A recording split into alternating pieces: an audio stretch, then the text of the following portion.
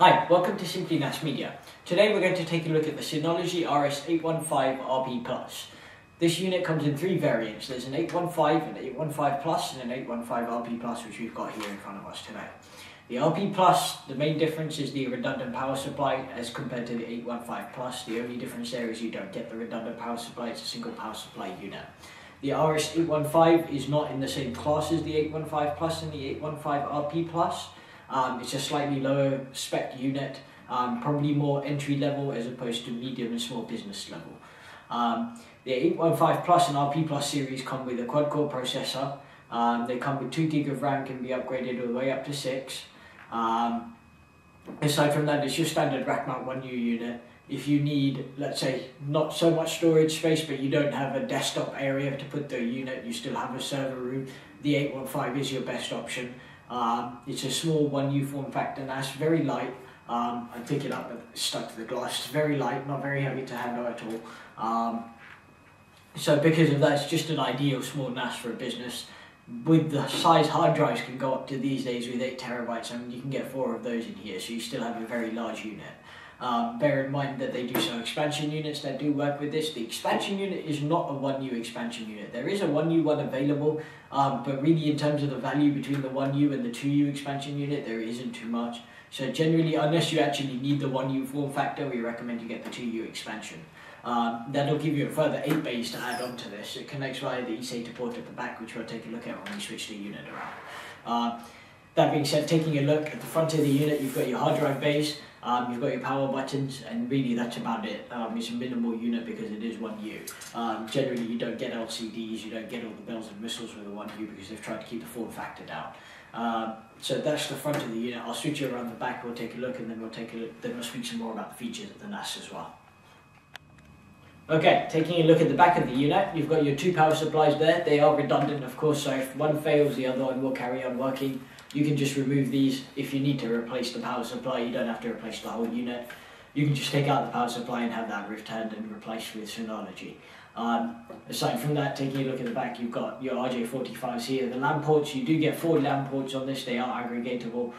There are no expansion units on this NAS to expand, so 4 RJ45s is all the network connection you get. You can't add 10 gig, you can't do anything else. There is an Esata port down here. Now the Esata port, as I mentioned earlier, that's for your expansion unit. You can plug an external hard drive in there if you're not using expansion units, but generally those are reserved on Synology units for the expansion units.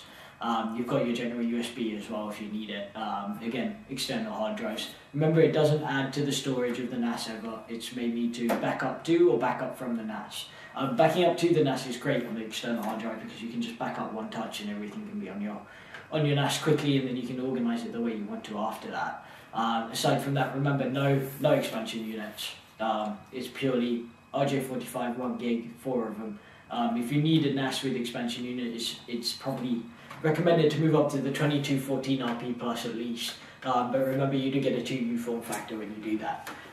That's the back of the NAS, just the general gist of it. We'll switch it around so you can take a look at the front, and then we'll speak a bit more about the features. Okay, so we took a look at the back of the NAS. One thing I did miss at the beginning I just want to bring up is the hard drive bays here. They don't actually have HDD indicators on them anymore on the 1U NAS. Your HDD indicators are located at the top here, 1 through 4. So if you're looking for any errors on the hard drive, those are the lights you look at. These are absolutely plain. The only thing on the bays that are useful to you are the locks in the middle of the bay. We do recommend you do lock up the NAS. You don't want a hard drive coming out by mistake and corrupting your RAID for no reason. We have had that happen, unfortunately. It's not a very nice scenario to try and recover yourself from, because if 1 or 2 hard drives come out and you haven't got the right protection, you lose data. You need to go into recovery. So do lock your hard drive trays. We do generally lock them ourselves before we ship them to you if you have bought them configured. If you buy it diskless, we don't do anything to the box, so the rest of the work is up to you when you get the NAS. As always, buy configured NAS is the best way to go, ease of peace of mind. Talking a little bit about the NAS, features DSM, Synology's operating system, very easy to use, very intuitive. If you've never used a NAS, you'll be absolutely fine settling into this. If you're an advanced NAS user, you're still absolutely okay with using DSM, you'll move yourself around quite happily. It reminds you more of an operating system for a PC as opposed to a NAS now. So for instance, all your system settings are actually in control panel, not in random system setting categories as opposed to where you'd find it on other NASes. So nice and easy to use. Storage manager is very intuitive and easy to use as well. You set up your initial RAID quite easily. You can also expand very easily as well. So from that aspect, the other advantage of DSM will also be the Synology hybrid RAID. Nobody else does any type of RAID for themselves in the NAS market at the moment, aside from Drobo.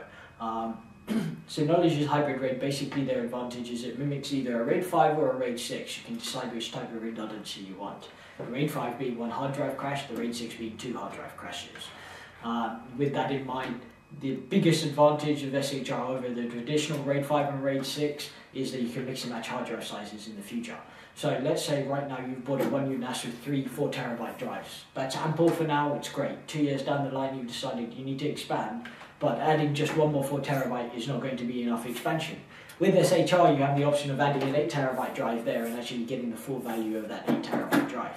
What SHR does is it splits that 8 terabyte drive between the other 3 drives and makes all the drives think they are the same size. So it's in essence a software trick as opposed to anything else.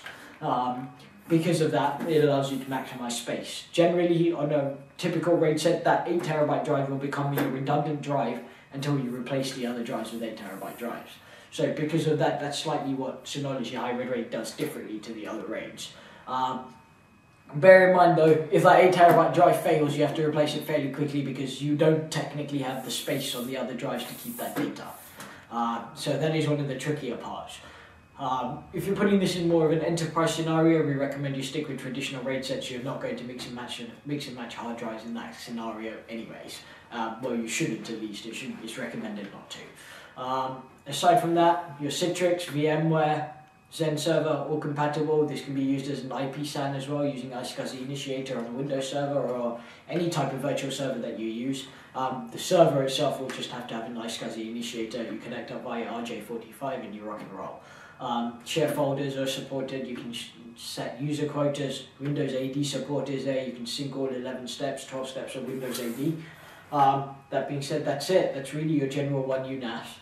Nice and easy, cheap for businesses. If you need to start on a new NAS, if you're looking for just something cost efficient at the moment, just to chuck in and have extra storage space, the 1U is a great option for you.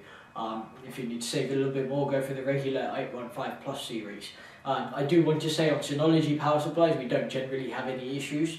So that being said, it's okay to go for the single power one. It's just if you're in a data center type scenario, RP is always the way to go to have redundant power supplies because you don't want to have any failures. It's better to safeguard yourself. That being said, thank you for watching our video today. Please do subscribe to our channels. If you subscribe to our channel, when we do post new videos, you will get notifications. Can be important if you're looking at new upcoming products. Will hopefully give you information that you're looking for. If you have any other questions regarding the video today, please leave a comment. If you have any suggestions regarding what videos you'd like us to do in the future, we're very happy to receive those comments. Please leave those comments also. Do like the video if you enjoyed the content. If you have any other questions immediately, you can always give us a call, 407-960-4690. Our email address also, sales@simplynas.com.